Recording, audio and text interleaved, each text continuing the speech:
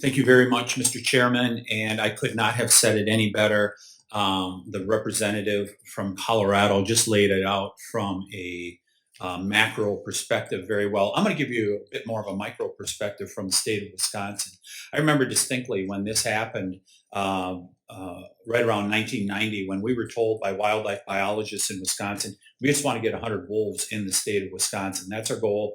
We want to get 100 wolves there, and that's going to be it. And they were going to be relatively benign. And so as we went through the 90s into the early 2000s, those numbers continue to grow and ultimately exceeded 1,000, 2,000. And many people think that there may even be more than that, that the count is not entirely accurate. But nonetheless, you've basically seen an exponential rise in the number of wolves in the state of Wisconsin from what the original goals were. So you look back about 10 years ago, we had 3 successful wolf hunts in Wisconsin. And then, as a gentle lady from Colorado said, activist judge stepped in, said, gosh, we can't have that. Judge right here in Washington, D.C. Can't be having that. So they shut down the wolf hunt in Wisconsin that had been successful for 3 years. Those scientists you allude to, right there, they answered the question that the judge put out there about the wolf being relisted once again. They said, Judge, you have made a mistake.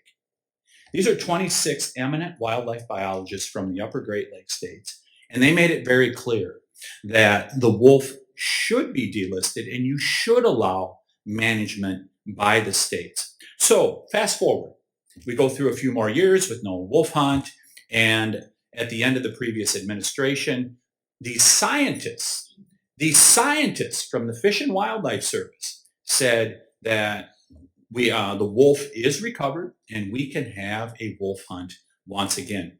We had that, 2021. Had a successful wolf hunt. The numbers have come back just as strong as before. And one of the things that people said was during that 2021 wolf hunt, it only took about 2 days to reach the quota.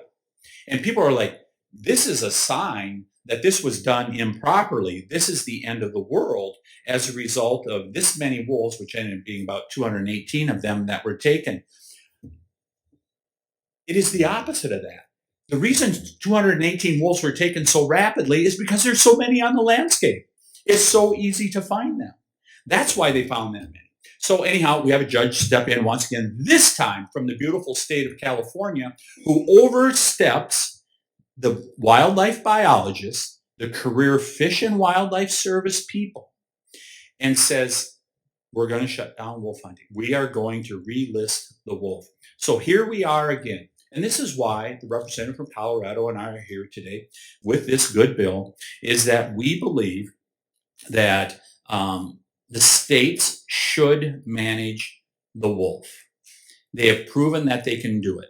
In fact, if you go back and review the testimony from a gentleman who worked for the Fish and Wildlife Service in Alaska, worked for the Wisconsin Department of Natural Resources, is now a professor down in southern Missouri in regards to wildlife management.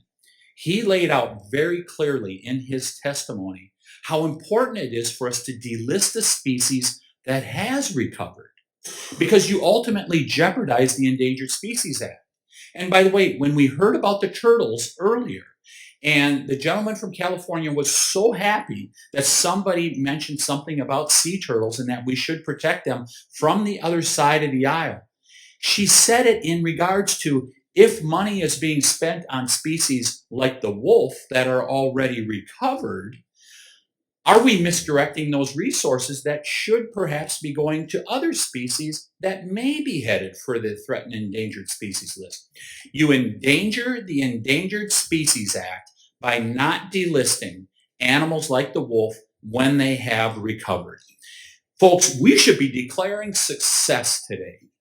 The wolf has recovered. This is a success of the Endangered Species Act, and we should all recognize it as such. And we should pass this bill, send it on to the full House, and then on to the full Senate, where I hope my home state senator, Senator Baldwin, will follow through on her commitment to get the wolf delisted here in the lower 48 states.